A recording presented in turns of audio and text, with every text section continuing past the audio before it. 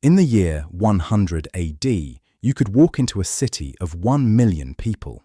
That number means nothing until you understand what it cost. London wouldn't reach 1 million until 1800. Paris, the same. New York, 1875. These cities needed railways, steam power, global supply chains, and industrial agriculture to feed and move that many people. Rome did it with oxcarts, with hand-dug tunnels, with ships powered by oars and wind. 1 million people, in the ancient world, on 7 hills above a malarial swamp. No other city on Earth would touch that number for over 1,000 years. So how did they do it? How do you build a city that size without any of the technology we assume is necessary for a city that size? How do you feed them, move them, give them water, keep them from burning the whole thing down? And what happens when you stop? This is ancient Rome, the original megacity. Start with the ground. The Tiber River runs through the middle of the Italian peninsula. It's not the longest river in Italy, not the deepest, not the most dramatic, but 25 kilometers from the coast, it bends. And at that bend, the river narrows. A set of hills rises on the eastern bank, 7 of them, the Palatine, the Capitoline, the Aventine, the Esquiline, the Caelian, the Viminal, the Quirinal, each one defensible, each one separated from the others by valleys low enough to build through. The hills gave you height, the valleys gave you streets, the river gave you trade, the sea 25 kilometers west gave you the world. The site was not an accident, but the ground between those hills was a problem. The valleys were marshland, the Forum Valley, the Velabrum. In the early centuries, these were bog and floodplain. Malaria was endemic. Every summer, the city sickened. The Romans didn't abandon the site. They drained it. The Cloaca Maxima, the Great Drain, was begun in the 6th century BC. A stone-lined channel running under the Forum Valley, carrying water and waste down to the Tiber. It is still functioning today. 2,600 years old, still draining the same ground. That is where Rome starts. Not with conquest, not with emperors, with drainage. The Etruscans were there first. Their influence shaped early Roman engineering, urban layout, and religious practice. The Latin villages on the hills consolidated under kings, then threw out the kings in 509 BC and invented something nobody had tried at that scale before. A republic, 2 elected consuls, a senate. The rule of law, in writing, posted publicly in the forum so that no magistrate could claim ignorance of it and no citizen could be denied knowledge of it. For 500 years, that system built an empire, and the empire built a city. By 270 BC, Rome controlled the Italian peninsula. By 146 BC, Carthage was rubble and Greece was a province. By 31 BC, Augustus stood at the end of a century of civil war as the first emperor of a state that stretched from Scotland to Mesopotamia, and everything that empire extracted, grain, gold, slaves, stone, timber, marble, exotic animals, skilled craftsmen, and tax revenue from 70 million provincial subjects, flowed back to the center, to Rome. 1 million people. Let's make that real. 1 million people eat, conservatively, about 200,000 tons of grain per year. Wheat, barley, emmer. Bread was the base of the Roman diet across every class. You could survive in Rome on bread, olive oil, and cheap wine. Many people did, for years, and considered themselves fed. Rome's own hinterland couldn't produce 200,000 tons. The Italian peninsula couldn't produce 200,000 tons. Not for the city alone. So the grain came from elsewhere. Egypt, Sicily, North Africa. Egypt alone, under Roman administration, sent 20 million modii, roughly 135,000 tons, of grain to Rome every year. It arrived by ship. Down the Nile to Alexandria, across the Mediterranean to Ostia, Rome's port city at the river mouth, then upriver by barge to the city's warehouses. Every year, without fail, for centuries. If that supply chain broke, drought in Egypt, piracy on the Mediterranean lanes, silting in the harbour at Ostia, Rome rioted. Emperors fell over grain. Caligula's popularity collapsed in 39 AD partly because a grain shortage hit during his reign and the crowd held him responsible. Claudius was pelted with stale bread in the Forum.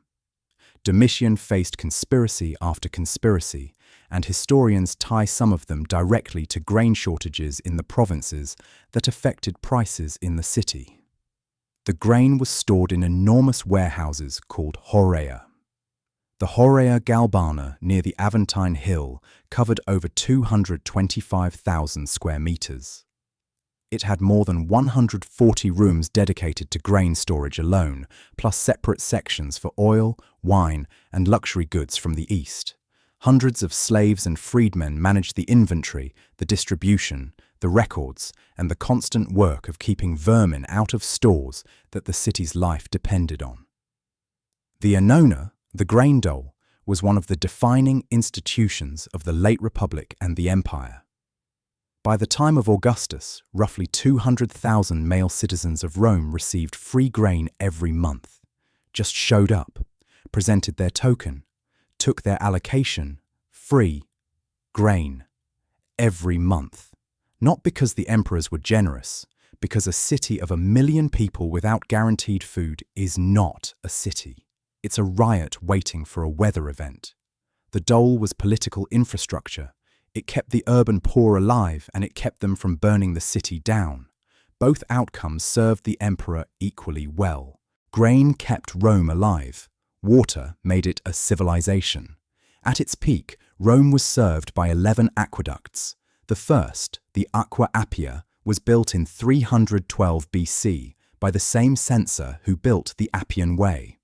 Underground, gravity-fed, 16 kilometers long, delivering water to the lower city from springs in the Alban Hills. By the time of the early empire, the system, 9 functioning aqueducts by then, delivered an estimated 1 million cubic meters of water to the city every single day. 1 million cubic meters per day. For comparison, modern Rome, a city of nearly 3 million people, uses approximately 1.2 million cubic meters of water per day. Ancient Rome, with a third the population, moved nearly the same volume of water. The Romans did not conserve water. They built enough capacity that conservation was unnecessary. The entire system flowed constantly. There were no valves, no shutoffs, no storage reservoirs that could be opened and closed as needed. The water ran, always. If it stopped, the system failed. The water came from springs in the hills east and southeast of the city. Each aqueduct followed the contour of the land, dropping no more than a meter for every several hundred meters of distance, to maintain a precise, consistent flow by gravity alone. Over hills in tunnels, across valleys on stone arcades. The Aqua Claudia's arcade stretched 15 kilometers across the Roman Campagna. Some of those arches are still standing today, 30 meters high, built in the 1st century AD without concrete pumps, without survey instruments beyond a simple water level, without GPS. At the city's edge, the water entered distribution castella, stone settling tanks that removed sediment and divided the flow into 3 channels. The top channel fed the public fountains. The middle went to the baths. The bottom supplied private homes of the wealthy. In a shortage, private supply was cut first, then the baths, the fountains last. A public fountain stood every 80 meters in the dense city center. You were never far from water in Rome. You never needed to carry it more than a short walk. The overflow from the fountains ran directly into the sewer system and kept it flushed. The aqueducts kept the Cloaca Maxima flowing. Every system in the city depended on every other. When the Visigoths cut the aqueducts during the siege of 537 AD, the city's population collapsed within a generation. Not primarily from violence, from thirst, from the failure of the baths, from the sewers backing up, from the conditions that follow when a city designed around unlimited water suddenly has none. The water was Rome, quite literally.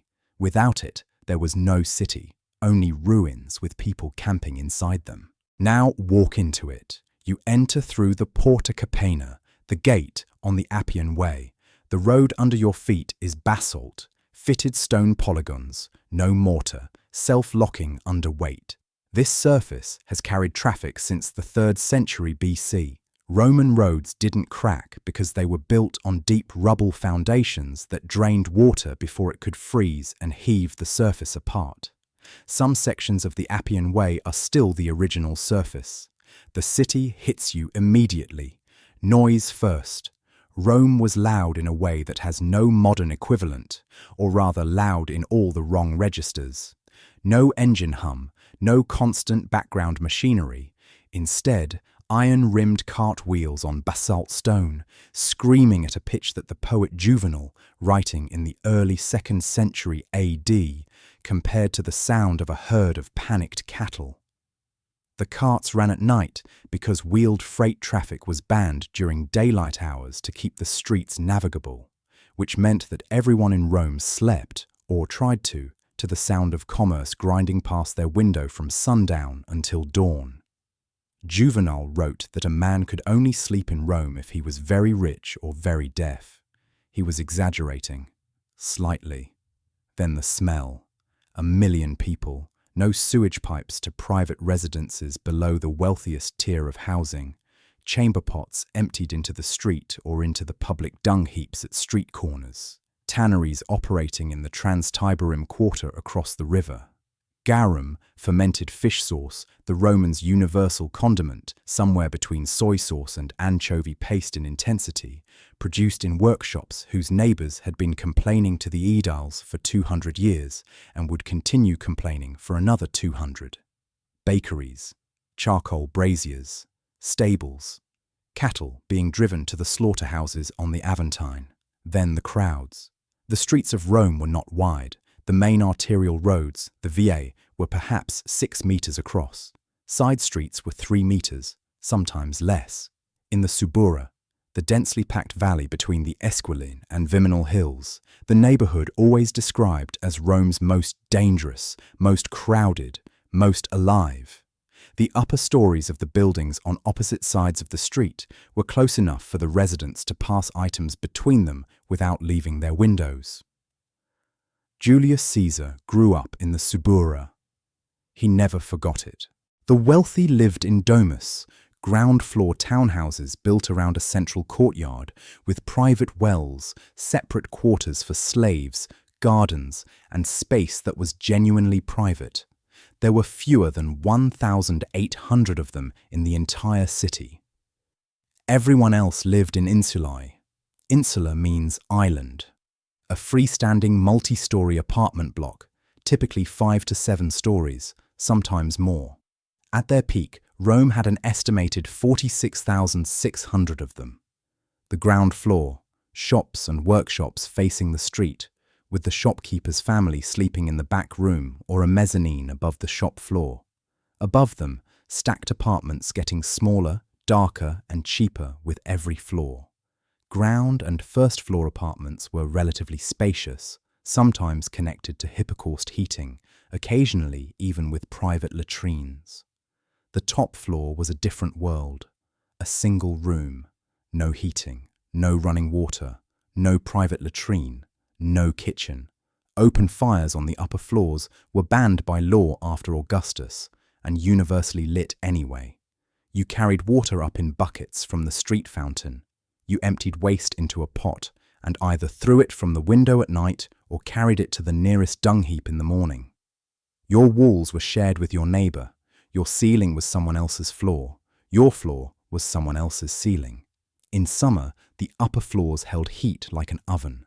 In winter, there was no heat at all. The insulae were fire traps, wooden internal structures, charcoal braziers, crowded rooms, no fire escapes. The Great Fire of 64 AD, the one Nero blamed on the Christians and which Tacitus implies Nero may have started himself, or at minimum used as an opportunity, burned through 10 of the city's 14 administrative regions. Hundreds of thousands left homeless in a single night. But that was not the last fire. It was not even the worst in terms of area burned. Rome burned repeatedly, every generation. Fire was not an occasional disaster. It was a recurring condition of urban life that the city had adapted to rather than solved. Augustus created the vigiles in response. 7,000 freedmen organized into 7 cohorts, each responsible for 2 of the city's 14 administrative regions. They carried bucket brigades, hook poles for pulling down walls to create fire breaks, and hand-operated water pumps. They were also the night watch, the closest thing Rome had to a police force in the modern sense. They were insufficient. Everyone knew they were insufficient. The city burned anyway, every decade or two, and was rebuilt, because the alternative was leaving several 100,000 people without shelter in a city that was already running out of space to put them. The landlords who owned the Insulae became some of the wealthiest people in Rome.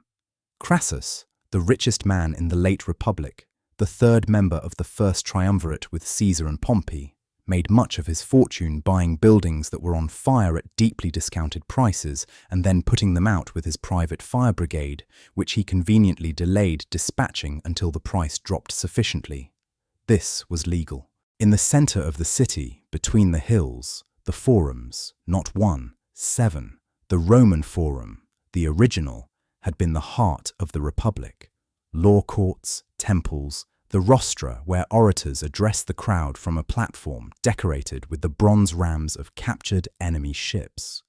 The sacred way running through it, worn smooth by triumphal processions, a general returning from conquest, riding through the city in a chariot painted red to resemble Jupiter, his army behind him, his prisoners in chains ahead of him, and a slave holding a laurel wreath over his head and whispering in his ear that he was only mortal.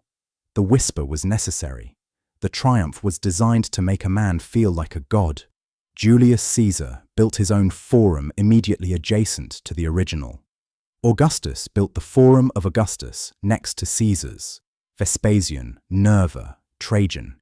Each emperor added to the complex, each one larger and more elaborate than the last, until by the early 2nd century AD, the imperial fora covered 2.5 hectares of what had previously been densely packed urban neighborhoods, cleared at enormous cost and political effort.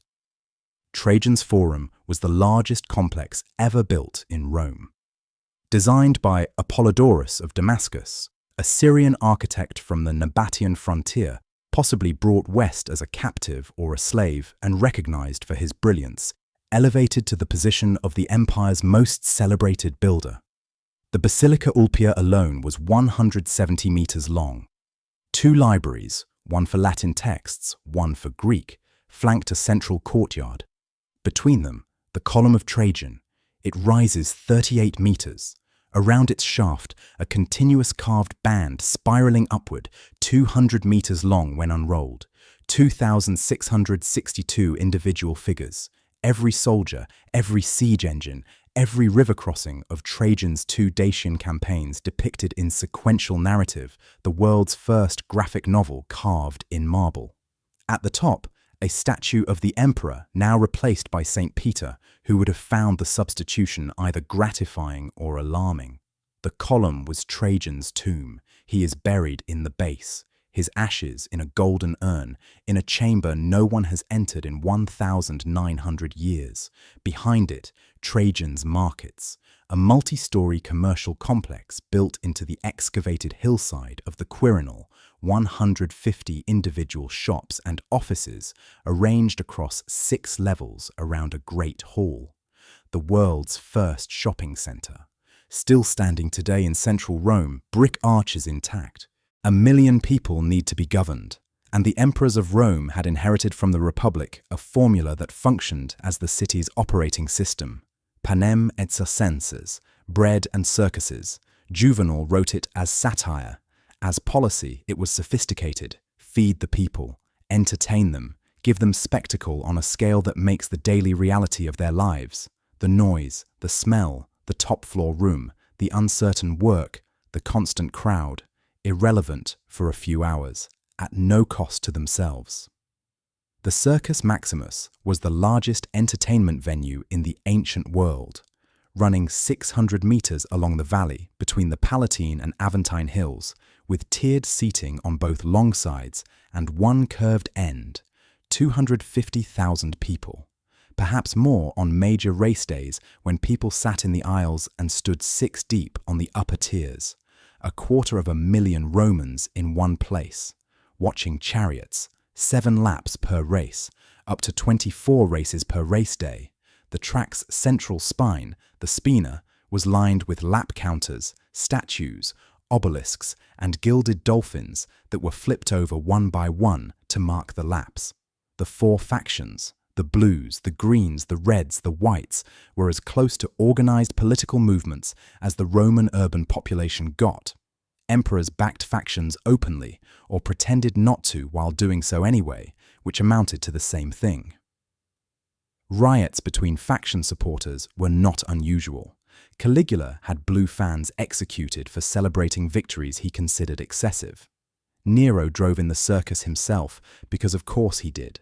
The building itself was a city within the city, shops and food stalls built into the vaulted substructures of the seating, street vendors working the approaches, pickpockets moving through the crowd before the gates opened, prostitutes in the back passages, a fact documented by multiple sources and apparently so normalized it warranted no particular comment. And then the Colosseum. The Flavian amphitheatre was begun by Vespasian in 72 AD on the site of Nero's private lake in the middle of what had been Nero's private city within the city, the Domus Aurea. The decision to build a public entertainment venue on the land Nero had stolen from the Roman people was not accidental. It was a statement. Completed by Titus in 80 AD outer wall, 48 meters high. Capacity, 50,000 people. The seating organized by social order from bottom to top. Senators at the podium level, equestrians above them, ordinary citizens in the upper tiers, women and slaves at the very top under the velarium supports. The velarium, a retractable awning covering most of the seating area, operated by sailors from the Messinum fleet stationed in Rome specifically for that purpose. 1,000 sailors whose assigned duty was working the ropes and pulleys of a canvas shade structure for a sports arena. Think about that organizational logic for a moment. The Roman Navy had a permanent detachment in the capital city whose peacetime function was operating shade for spectators at the games. Below the arena floor, the hypogum. 2 levels of tunnels, cages, mechanical hoists, and trapdoors. A lion could be lifted from darkness to sunlit sand in under 30 seconds. A trap could open in the middle of the arena floor and a condemned man could fall through it into the dark below, to the crowd's surprise and the emperor's evident satisfaction. Elephants walked through the main gates. Giraffes, which the Romans called camelopardi, camel leopards, confused and delighted crowds in equal measure. On the inaugural games in 80 AD under Titus, 100 consecutive days of spectacle, 9,000 animals killed. The crowd never went home wanting more. That was the point. The Colosseum was politics. Every emperor understood that the 50,000 people in those seats held real collective power. A bad program, a fixed fight, a stingy day, an emperor seen to be disengaged, could turn the crowd against you in a single afternoon. And 50,000 Romans expressing unified disapproval in one building at one moment was something even the Praetorian Guard could not simply disperse. The emperors who understood this attended the games, sat in the open, made themselves visible, responded to the crowd's petitions, and occasionally ordered the release of a popular gladiator at the crowd's request. They were performing accessibility. The spectacle was tribute, the emperor paying his ongoing debt to the city that made his power possible. But the institution that actually structured daily life in Rome, that held the social fabric together across class lines more than any other, was not the arena. It was the baths, 11 major imperial bath complexes at the city's peak, hundreds of smaller neighborhood balnea scattered through every district. The baths of Caracalla, completed in 216 AD, 13 hectares of complex, processing 6,000 to 8,000 bathers every single day. The baths of Diocletian, larger still. The main hall later converted into a church by Michelangelo in the 16th century, the concrete vaults still intact, the scales still stopping visitors in their tracks. Entry was cheap, often free on special days, funded by wealthy benefactors seeking public goodwill. On ordinary days, the cost was a fraction of a sesterce, less than a single piece of bread. You came for the caldarium, the hot room, and the frigidarium, the cold plunge. You stayed for everything else. The great imperial baths were libraries, gymnasiums, formal gardens, restaurants, and public meeting halls.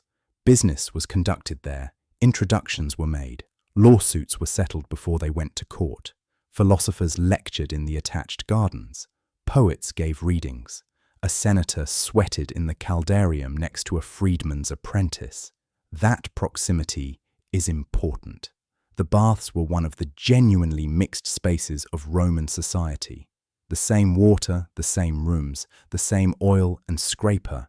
The strigil, used instead of soap because the Romans didn't have soap as we know it, passed between hands of every social level. It didn't erase hierarchy.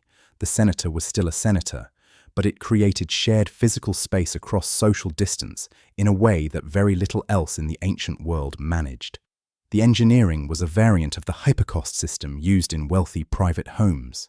Floors raised on short columns allowed hot air from wood-fired furnaces to circulate beneath the heated rooms. The floor tiles were too hot to walk on barefoot. Wooden sandals were required. The walls were hollow, with air circulating behind the tile facing, heating every surface simultaneously so that the room's heat was ambient rather than radiated from a single point. To heat the baths of Caracalla required burning several tons of wood per day. The fuel came up the Tiber on barges. The slaves who fed the furnaces in the basement never saw the light in the rooms above. The bathers who moved through the steam and the cold water and the heated marble had no particular reason to think about them. Rome was built on that gap. The city functioned because of what happened in the dark, out of sight, by people whose names were not recorded. At the height of the empire, slaves made up somewhere between 30 and 35% of the city's population. In Rome itself, possibly higher, 300,000 to 350,000 enslaved people in a city of 1 million. They came from everywhere the armies went. Dacians after Trajan's 2 campaigns across the Danube. Gauls from Caesar's conquest, which he himself estimated produced 1 million slaves in a decade. Jews after the destruction of Jerusalem and the burning of the temple in 70 AD. Josephus records 97,000 sold into slavery from Judea in a single year. Britons, Syrians, Egyptians, Germans, Nabateans, Armenians, the slave markets of the Velabrum, the Forum, the Campus Martius sold them in lots and individually. They were presented for inspection, their origins and skills listed on placards hung around their necks. Known defects, poor eyesight, history of illness, tendency to run, were legally required to be disclosed, though the law was frequently ignored. The work they did held the city together. They ground the grain at the mills on the Janiculum Hill.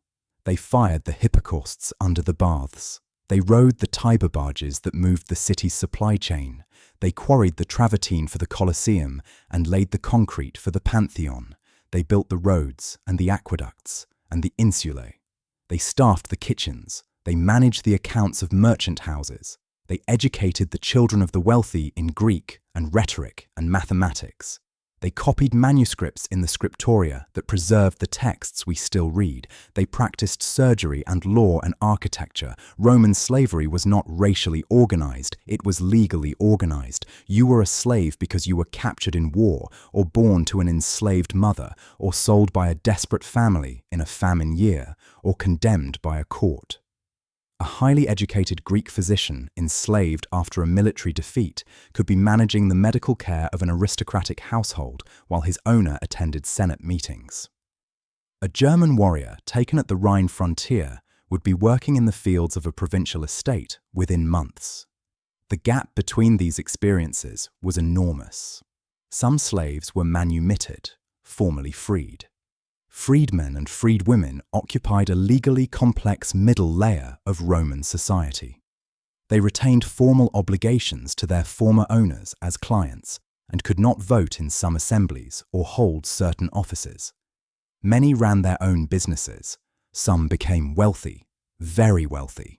The freedmen who ran the imperial bureaucracy in the early empire, the secretaries for correspondence, finances, petitions, and judicial decisions, were, functionally, the administrative apparatus of the most powerful government on earth.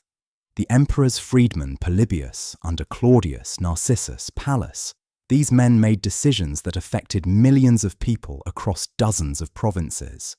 Senators despised them for it. Senators also needed them, which made the despising less effective than it might have been. The city could not have functioned without them. The city did not, in any formal sense, acknowledge them. From Rome, 29 major roads radiated across the empire. The Appian Way south to Brundisium and the Greek world. The Via Flaminia north through the Apennines to the Po Valley and the Alpine passes. The Via Aurelia west along the Tyrrhenian coast toward Gaul. The Via Ostiensis down to the port. At its greatest extent, the Roman road network covered 400,000 kilometers. 80,000 kilometers of that were paved stone. The rest, gravel or packed earth, but maintained, marked with stone milestones at every Roman mile, 1,480 meters, and passable in almost any weather. The Miliarium Aureum, the golden milestone, a gilded bronze column erected by Augustus in the Roman Forum, was the theoretical point from which all distances in the empire were measured. All roads lead to Rome, not a metaphor, an administrative reality. The roads served the legions first. A Roman legion on a paved road could march 25 to 30 kilometers per day reliably, carrying full kit, with supply carts following. The same march on unpaved ground cost more time, more boot leather, more broken axles on supply wagons, more soldiers arriving too tired to fight. Speed of strategic movement was military advantage. The roads were military infrastructure, built and maintained by the legions themselves during peacetime, partly as a form of productive occupation for 30,000 professional soldiers who otherwise had nothing to do except get into trouble. But the roads also moved everything else. The cursus publicus, the imperial postal system, used relay stations every 15 to 20 kilometers to move official communications at 75 kilometers per day. A letter from the Rhine frontier reached Rome in under 2 weeks. A letter from Rome could change the orders of a governor in Syria within a month. For a state administering 70 million people across 5 million square kilometers, that communication speed was not a luxury. It was the minimum necessary for governance to exist at all.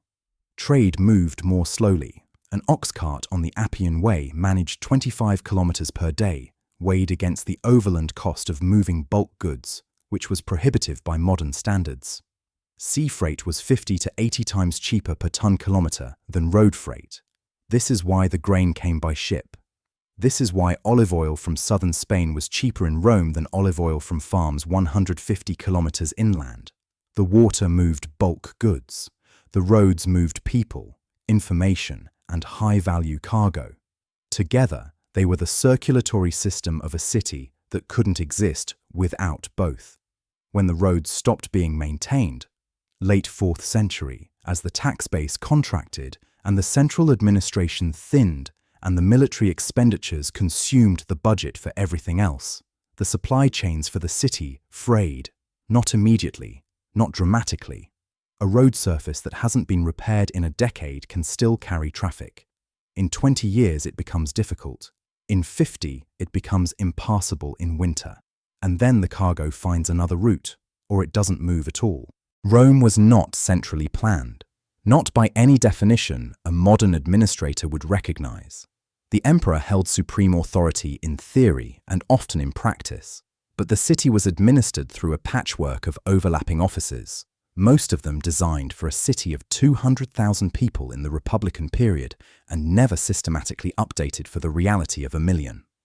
Augustus divided the city into 14 administrative regions. Each region had a curator responsible to the imperial administration. The 14 regions were subdivided into 265 vici, neighborhoods, each with its own board of vicomagistri, elected annually from the local population, mostly freedmen, handling local religious observances, maintenance of the street shrines, and basic neighborhood governance. The grain supply had a dedicated prefecture, the Praefectus Annonae, with a large staff of clerks and inspectors managing procurement, shipping contracts, warehouse inventories, and the monthly distribution. The water system had the curator aquarum, responsible for the aqueducts, the distribution network, the fountains, and the enforcement of regulations against illegal tapping of the supply. The fire brigade had its own prefect, the night watch, the courts, and the Praetorian Guard. 9 to 10 cohorts, 500 to 1,000 men each, stationed at the Castra Praetoria on the Viminal Hill, beginning under Tiberius. Officially, the emperor's personal bodyguard and the only substantial military force permitted within the city under the Augustan settlement. In practice, the power behind every emperor and the mechanism behind every palace coup. 14 emperors were killed by their own Praetorian Guard over the course of the empire's history. 14. That is not a footnote in Roman history. It is a structural feature of how the city worked. The guard that protected the emperor was the same institution capable of deciding he needed replacing. The prefect of the guard was often the second most powerful man in Rome and occasionally the most powerful. Sejanus, under Tiberius, effectively governed the empire for years while the emperor retreated to Capri and governed by letter. The Senate still met, still debated, still governed the senatorial provinces, not under direct imperial control. Senatorial families maintained real wealth and real social prestige. The consuls were still elected every year, but the actual administrative machinery, the water, the grain, the fire brigades, the building inspections, the harbour operations at Ostia, was run by imperial freedmen and equestrian officials who answered to the emperor's household rather than the Senate. The city administered itself from the bottom up for most functions. The vici ran their neighbourhoods, the trade guilds, the collegia, organised labour and provided burial insurance and mutual support for their members, the closest thing most Romans had to a social safety net. Wealthy residents funded public amenities, paved streets, fountains, benches, restored temples in their home districts as a form of competitive public generosity. You put your name on the thing you paid for. People walked past it for generations. This was not efficient government, it was resilient government. Different parts of the system could fail without collapsing the whole. The grain prefecture could be corrupt for a decade without the aqueducts running dry. The vigiles could be understaffed without the courts shutting down. A bad emperor could run the central administration into dysfunction for a decade, and the city continued functioning on its embedded local structures while the palace burned through conspiracies. A city of 1,000,000 people governed this way could survive a great deal of institutional failure. It had to, because institutional failure was a recurring condition. By the 2nd century AD, Rome was no longer an Italian city with a world empire. It was a world city. Walk through it at noon on any given day and count the languages. Greek, spoken by perhaps half the educated population, the language of philosophy, medicine, the Eastern trade and upper-class dinner conversation. Aramaic, the common language of Syria and the Levant. Coptic from Egypt. Germanic languages from soldiers and merchants along the Rhine. Punic still surviving in the Carthaginian diaspora. Nabatean, Hebrew, Berber. The Latin of the administration and the law courts coexisting with a dozen languages that had more speakers in specific neighborhoods.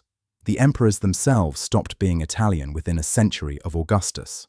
Trajan and Hadrian came from Spanish families settled in Hispania for generations. Septimius Severus was from Leptis Magna in what is now Libya, North African by origin, Punic-speaking as a child, Latin and Greek learned later. His wife Julia Domna came from a priestly family in Emesa in Syria.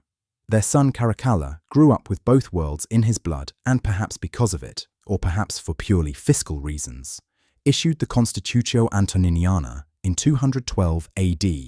Roman citizenship extended to every free person in the empire. All of them, everywhere, at once. No other empire in the ancient world attempted this. Whether it worked as advertised is a question historians still argue. Whether the legal equality it proclaimed was matched by social reality is another question entirely. But the effect was real and cumulative. A Syrian merchant in Rome was a Roman citizen. A Berber farmer in Numidia was a Roman citizen. A Gaul in Lugdunum, a Greek in Corinth, a Briton in Londinium, all Roman citizens with the same access to the law, the same courts, the same formal rights. The city reflected this. The temples of Isis and Mithras and the Syrian Baal stood near the temples of Jupiter and Mars. The Transtiberim quarter across the river, what is now Trastevere, was heavily Jewish and Syrian in its population by the 1st century AD. Paul's letter to the Romans was addressed to a community that already existed and was already substantial when he arrived. Rome absorbed everything. That was the mechanism of the empire and the metabolism of the city. Not tolerance in any modern sense. Rome suppressed religions when it deemed them politically threatening, as the early Christians discovered. But assimilation. The empire grew by absorbing what it conquered, not by maintaining the purity of what it had been. A city of 1 million people from every culture the ancient world contained could coexist, most of the time, because coexistence was the only available option and the infrastructure made it possible to manage. Most of the time. Here is what did not happen. Rome did not fall. Not in 410, when Alaric and the Visigoths sacked it for 3 days before withdrawing with everything portable they could carry. Not in 455, when Gaiseric and the Vandals came from Carthage and spent 2 careful weeks stripping the city of everything that hadn't been bolted to the floor. The bronze tiles from the roof of the Temple of Jupiter Capitolinus, the menorah from the temple in Jerusalem that Vespasian had brought back from Judea, the gilded statues from the Forum. Not in 476, when the last Western emperor, a boy named Romulus Augustulus, the irony of the name did not escape contemporary observers, was deposed by a Gothic general named Odoacer and sent to a comfortable villa on the Bay of Naples to live out his days. None of those dates ended Rome.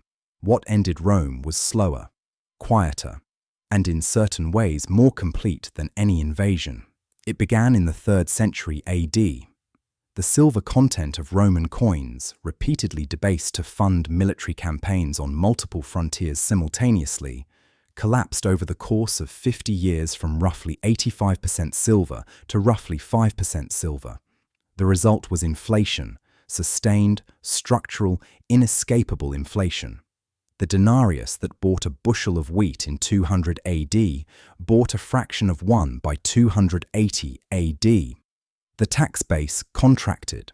The wealthy moved assets to rural estates, which became increasingly self-sufficient and stopped buying from the city. The city stopped receiving. Manufacturing declined. The administrative middle class, the people who kept the records, managed the granaries, maintained the roads, found their fixed salaries eaten by inflation and began drifting away from their posts. The great building projects ended. The last major public construction in the Western Empire was the Baths of Diocletian, completed in 306 AD. After that, nothing of comparable ambition. Marble was quarried. It arrived later than ordered or didn't arrive. Repairs were deferred. Maintenance that had been continuous for centuries became intermittent, then ceased. The aqueducts were the measure. When they ran, the city could support its population. When they failed, the population had to contract around the one water source that required no infrastructure, the Tiber. By 400 AD, the population had dropped from 1 million to perhaps 500,000. Crisis, but recoverable. By 500 AD, 100,000 people. The city was still architecturally intact. The Colosseum still stood. The Pantheon still stood. The forums were still navigable. But the weight of the infrastructure, the aqueducts, the sewer system, the roads, required maintenance that a city of 100,000 people could not fund and that no central administration remained to organize. By 600 AD, Rome held perhaps 20,000 to 30,000 people. In a city built for 1 million, the population clustered near the Tiber. The hills, which had been the wealthiest districts during the empire, the Palatine with its imperial palaces, the Caelian with its senatorial townhouses, were abandoned first because the aqueducts that had supplied them were the first to fall into disrepair, and there were no other water sources at elevation. The Palatine, where Augustus had lived and where every emperor after him had added to the palace complex, was farmed. Cattle grazed in the Roman Forum. Squatters built medieval houses in the vaulted substructures of the Circus Maximus, using the arches that had supported the seating of 250,000 people as the walls of one-room dwellings. The marble from the Colosseum was quarried, legally by papal decree, for medieval building projects across the city. The stone facing of the baths of Caracalla was stripped for lime. The bronze clamps that held the Colosseum's travertine blocks together were pried out, leaving thousands of holes in the stone that are still visible today. A shepherd, watering his flock at the base of Trajan's column in 700 AD, would have been standing in a city that once held 40 times as many people as he had ever seen assembled in one place. The infrastructure around him, the column carved with 2,662 figures, the market halls, the road surface under his feet, was still there. The civilization that built it was not. Rome didn't end. It shrank. The Cloaca Maxima still drains the Forum Valley today. The Appian Way's original basalt surface still carries weight in stretches south of the city, 2,300 years after it was laid. The Pantheon's concrete dome, unreinforced, 43 meters wide, poured under Hadrian in 125 AD, is still the largest unreinforced concrete dome on Earth.